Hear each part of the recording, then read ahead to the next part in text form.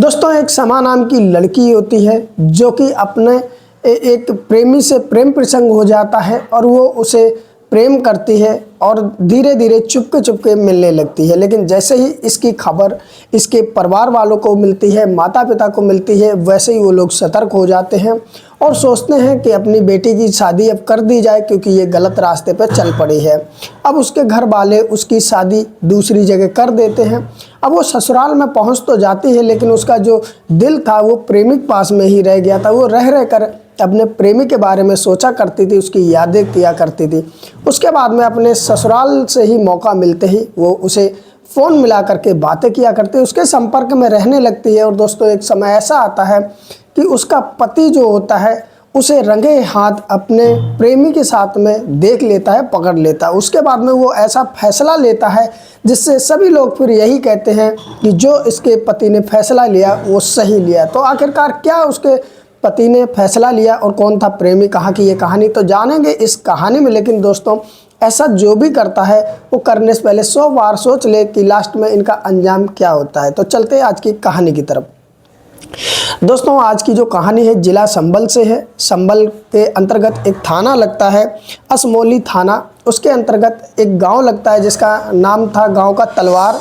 उसमें दोस्तों एक परिवार रहता है। परिवार में एक लड़का होता है, उसका नाम अनस होता है, और उसी की पत्नी होती है जिसका नाम समा होता है। समा दिखने में ठीक ठाक थी, सुंदर थी। अनस जब उससे निकाह करता है, निकाह करके धीरे धीरे 6 महीने गुजर जाते हैं। अनस को कुछ पता ही नहीं होता कि हमारे घर में चल क्या रहा है। लेकिन दोस्तों, एक समय ऐसा आता है कि रात के अंधेरे में वो देखता है कि उसी की पत्नी किसी व्यक्ति के साथ में बातें कर रही है और वो रंगे हाथ उसे पकड़ लेता है। जब पकड़ता है तो वो लड़के को जब पकड़ता है तो पता चलता है कि वो लड़का का नाम नदीम है। जब नदीम से पूछा जाता है तो कौन है और मेरी पत्नी समा के साथ में क्या कर रहा था, तो खुल के वो सारी फिर एक बात बताता है। और बात बताने के बाद में उसके जो नदीम पकड़ा गया था जहाँ पर, यानी कि समा के पति और उसके परिवार वाले फिर समा के घर वालों भी बुलाते हैं, नदीम के घर वालों भी बुलाते हैं और फिर एक पंचायत लगाई जाती है। पंचायत में जो फैसला निकल के आता वो दोस्तों हैरान कर देने वाला था। दरअसल फिर समा से जब पूछा जाता है तो समा शुरू से अपनी कहानी बताती है। समा कहती है कि आज से काफ़ी महीनों पहले मेरी मुलाकात नदीम से होती है। जो समा थी वो दोस्तों ज़िला अमरोहा के थाना डिडौली के अंतर्गत एक गांव पड़ता, वहां की रहने वाली होती है।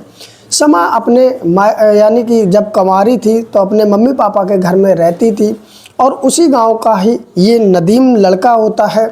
इससे इसके नैन लड़ जाते, इनकी प्यार मोहब्बत हो जाती है। दोस्तों, जब समा नदीम से मिलती है तो मिलने के बाद में दोस्तों ये घंटों घंटों बातें करने लगते हैं फ़ोन पर।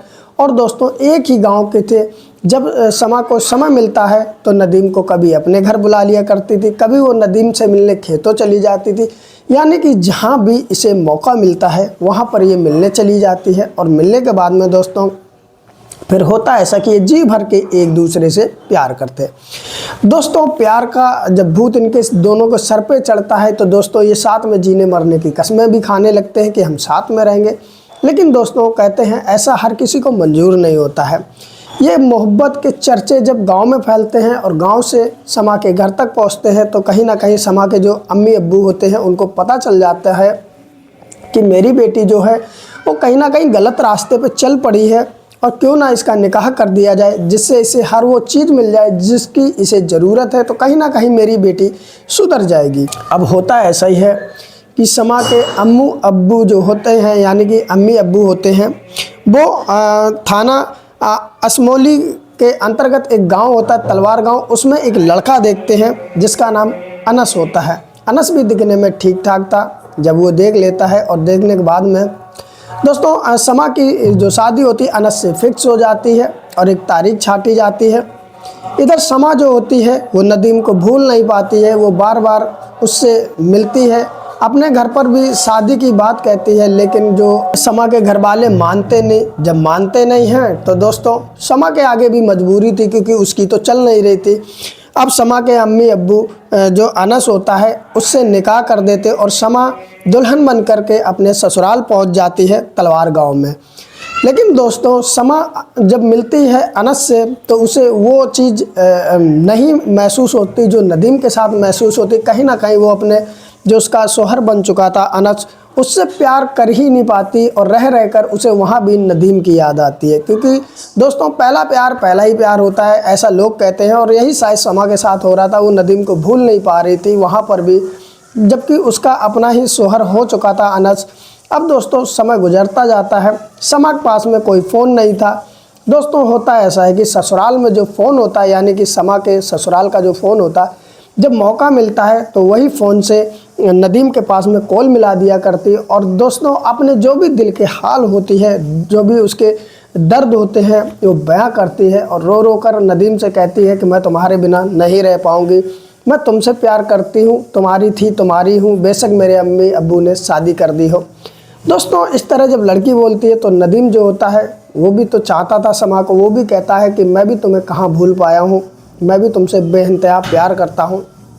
दोस्तों ये बातों का सिलसिला चलने लगता है, समा अपने प्यार के कांटेक्ट में रहती है। लेकिन समस्या एक बात की थी कि ये जो समा जिससे बात कर रही थी वो फ़ोन ससुराल का था, और होता ऐसा है कि उसे ज़्यादा समय मिल नहीं पाता, 2 मिनट 5 मिनट मुश्किल से 10 मिनट इतना ही समय मिलता, और उससे डर रहता कि कोई हमारी बात हमारे ससुराल वाले सुन ना लें, जान ना लें। समा जो होती है इस चीज़ को डरते डरते भी नदीम को कई बार बोलती है कि देखो मैं इस फ़ोन से ज़्यादा देर बात नहीं कर सकती हूँ, हम इतना ही बात कर सकते। तो नदीम कहता है कि ठीक है, अगर हमें तुम्हें बात ही करनी है तो क्यों ना हम तुम्हें एक फ़ोन दे दें। अब दोस्तों जो नदीम होता है वो प्लान बनाता है और समा का जो एड्रेस होता है वो लेता है और निकल देता है उसके घर के लिए, यानी कि ससुराल के लिए। दोस्तों अब समा के मायके से वो निकल करके, क्योंकि उसी के मायके का रहने वाला था, समा भी वहीं की रहने वाली थी, अब वो निकल करके दोस्तों संभल ज़िले के जो अमरोली थाना के अंतर्गत तलवार गांव था उसमें वो पहुंचता है। दिन में इधर उधर घूमता, जैसे शाम होती है वैसे ही समा को फ़ोन करता है और दोस्तों रात के अंधेरे में पहुंच जाता है, समा से मिलता है। जब दोस्तों दो प्रेमी मिलते हैं तो उनका बिछड़ने का मन ही नहीं होता। इसी तरीके से ये लोग भी थे। समा और नदीम जब मिलते हैं तो मिलने के बाद में ये बातें करते हैं, और जो कि ये भी भूल जाता है नदीम कि वो समा के ससुराल में है। मिलता है, बातें करता है, और उसके बाद में दोस्तों फ़ोन दे ही रहा होता है कि जब तक समा का जो शौहर होता है अनस, वो इन लोगों को देख लेता है और देख करके वो शोर मचा देता है और नदीम को पकड़ लेता है। जब पकड़ लेता है तो दोस्तों फिर नदीम से समा का शौहर पूछता कि तुम कौन हो, तो नदीम सच सच बता देता है कि मैं समा से बहुत बेइंतहा प्यार करता हूँ, लेकिन समा के घर वालों ने उसकी शादी तुम्हारे साथ कर दी, लेकिन मैं समा से प्यार करता हूँ। तो समा का शौहर पूछता है जब से शादी हुई क्या तुम बराबर इससे बात करते हो? तो दोस्तों वो कह देता कि हाँ मैं इससे बराबर बात करता हूँ, तुम्हारे फ़ोन से ही। हालांकि मैं अब ज़्यादा देर बात नहीं कर पाता था, इसलिए मैं खुद का फ़ोन देने आता हूँ और तुम पकड़ लेते हो। उसके बाद में दोस्तों नदीम को पकड़ लिया जाता है, घर में बिठाया जाता है, और उसके बाद में समा के घर वालों को बुलाया जाता है, नदीम के घर वालों को बुलाया जाता है। अब ये दोस्तों जब सब अगले दिन पहुंच जाते हैं तो वहाँ पर पंचायत लगती है, और ये पंचायत 2 दिन तक चलती है। और समा से पूछा जाता है कि आखिरकार तुम चाहती क्या हो और क्यों अपने पति का यानी कि शौहर का घर बर्बाद कर रही हो? तो समा जो होती है वो कहती है कि मेरे अम्मी अब्बू ने ज़बरदस्ती मेरा निकाह असम के अनस के साथ में कर दिया है, जो कि मैं अनस से प्यार नहीं करती। मैं अपने जो ये नदीम है मेरा प्रेमी है, इससे मैं प्यार करती हूँ और इसी के साथ में मैं रहना चाहती हूँ, तो मेरा निकाह इसी के साथ में करवा दिया जाए।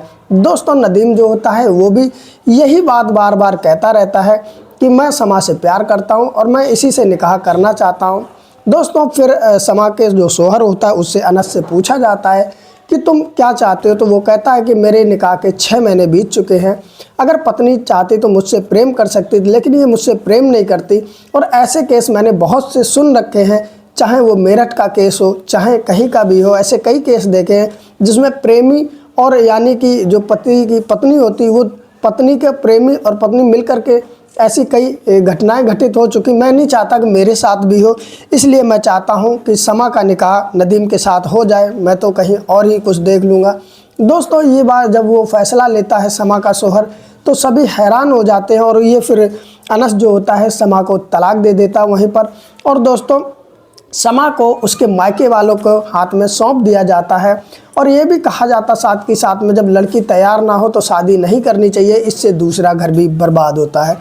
लेकिन दोस्तों अनस ने जो फैसला लिया इससे सब कोई खुश थे और ये आपस में ही पंचायत करते और आपस में ही फैसला इनका हो जाता है। इसमें ना कोई थाना ना केस कुछ भी नहीं होता है, आपस में इनका फैसला हो जाता है। समा अपने मायके चली जाती है और 2 महीने बाद दोस्तों यानी कि 40 दिन बाद लगभग दोस्तों समा की शादी जो है वो नदीम से कर दी जाएगी और ये दोनों खुशी खुशी अपने साथ रह सकेंगे। पर देखना ये होगा कि आगे दोस्तों ये अच्छे से निभा पाते या नहीं, क्योंकि जो प्रेमी जोड़ा होता है कुछ ही सक्सेस होते हैं और बाकी कुछ समय बाद में कहीं ना कहीं ये दोस्तों आपस में लड़ाई झगड़े इनकी तकरारें होने लग जाती। तो दोस्तों आज की रही कहानी, आप लोग कमेंट करके हमें ज़रूर बताना कि समा का जो शोहर था अनस, उसने क्या सही फैसला लिया समा को तलाक दे करके, या दोस्तों उसे समा को समझाना चाहिए था। जो भी आपकी राय हो हमें कमेंट में ज़रूर बताएं और दोस्तों वीडियो को लाइक भी कर दें जिससे हमारे भी हौसला बढ़ता रहे। फिर मिलते हैं किसी और कहानी के साथ में, सच्ची घटना के साथ में। तब तक के लिए नमस्कार और जाते जाते इस वीडियो को ज़रूर शेयर करना। नमस्कार।